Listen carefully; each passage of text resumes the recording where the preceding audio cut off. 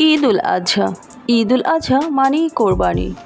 সবাই ঈদের নামাজ পড়ে গরু জবাই করে, কোরবানি দেয়।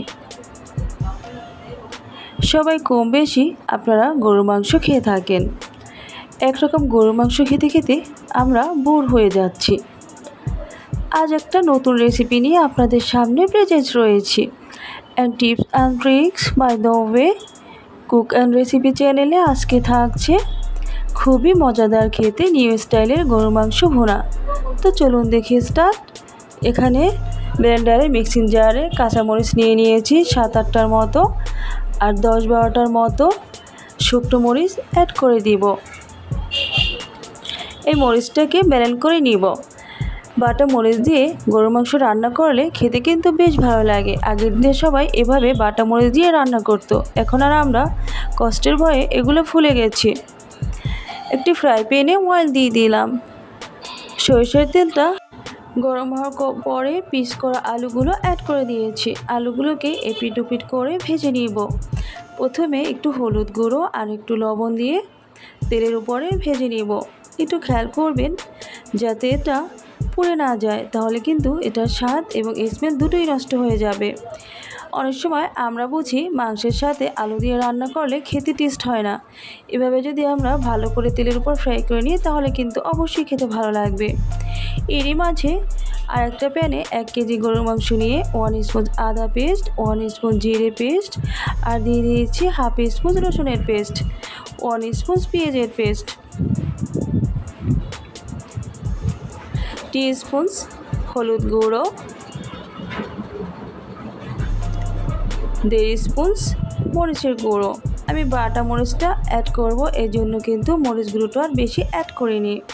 দিয়ে দিচ্ছি স্বাদ মতো লবণ, দিয়ে দিলাম 1/2 চামচ জিরে গুঁড়ো, আর দিয়ে দিচ্ছি 2 স্পুন ধনে গুঁড়ো, দিয়ে দিব সরিষার তেল,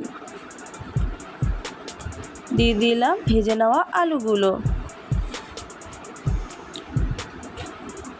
সবগুলো উপকরণ দিয়ে একই সাথে অ্যাবজর্ব করে দিচ্ছি। এভাবে ম্যারিনেশন করে রাখার পরে প্রায় 5-10 মিনিটের মতো রেখে দিব।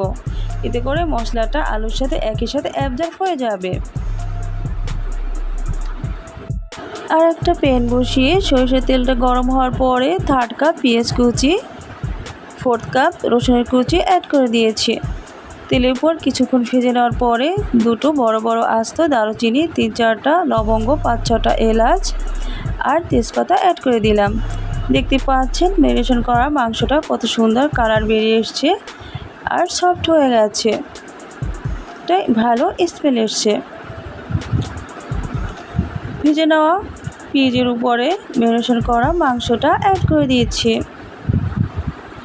মাংসটাকে আমি এখন মিডিয়াম পর্যায়ে ঝাল রেখে ভালো করে কষে নিব। মাংসটা যত ভালো করে কষে নেবেন অতটাই কিন্তু খেতে ভালো লাগবে। যতক্ষণ কষা না হবে অতক্ষণ পর্যন্ত কিন্তু আমি কোনো রকম পানি অ্যাড করব না। দিয়ে দিলাম কাঁচা এবং শুকনো মরিচ যে পেস্ট করেছিলাম ওটারই 1 চামচ দিয়ে দিয়েছি। এটার কারণে কিন্তু এটার স্বাদটা দ্বিগুণ বেড়ে যাবে। দেন এ পর্যায়ে 2টা পেঁয়াজ মাঝখান থেকে ভাগ করে এবং 2টা আস্ত রসুন দিয়ে দিয়েছি।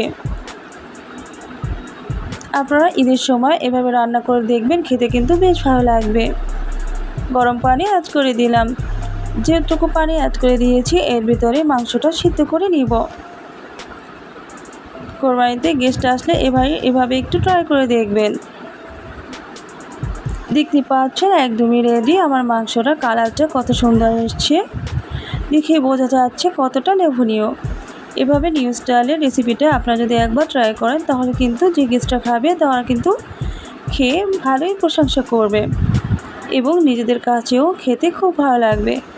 সব বাসায় কিন্তু ফ্যামিলি মেম্বাররা চায় একটু ভালো রান্না। আপনার কাছে কেমন লেগেছে অবশ্যই আমাকে কমেন্ট বক্সে জানিয়ে দেবেন। সুন্দর হাতটা দিয়ে একটা লাইক করে দিবেন। আল্লাহ হাফিজ।